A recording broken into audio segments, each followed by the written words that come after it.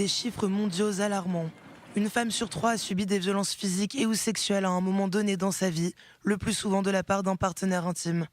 Seule une femme sur 2 mariée ou en union prend librement ses propres décisions concernant ses relations sexuelles, l'utilisation de contraceptifs ou les soins de santé. Plus de 750 millions de fillettes dans le monde étaient mariées avant leur 18e anniversaire.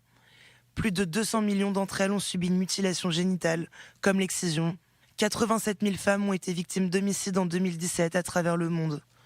Parmi elles, 1 sur 2 a été assassinée par son partenaire ou sa famille. 1 homme sur 20 a été tué dans des circonstances similaires. 71% de toutes les victimes de la traite des êtres humains dans le monde sont des femmes et des fillettes. 3/4 d'entre elles sont exploitées sexuellement. La violence contre les femmes existe sous plusieurs formes.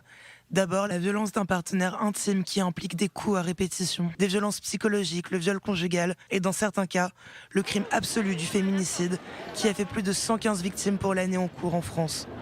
Mais également la violence sexuelle et le harcèlement qui comprennent des viols, des actes sexuels forcés, des avances sexuelles, des abus sexuels sur les enfants, le mariage forcé, le harcèlement dans la rue, le harcèlement criminel et le cyberharcèlement.